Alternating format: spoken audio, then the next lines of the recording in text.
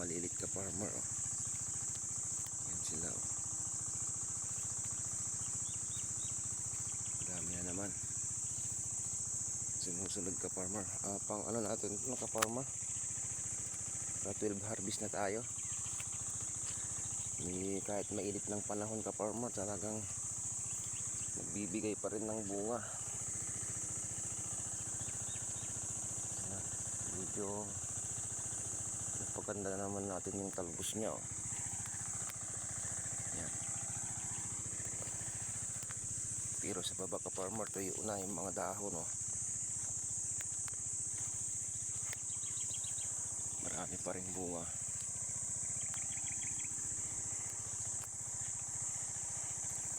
Yan.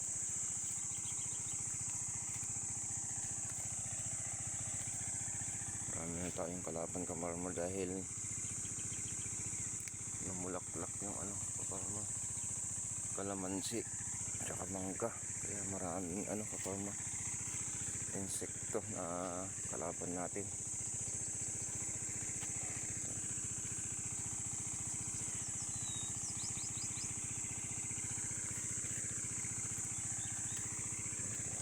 Talbos.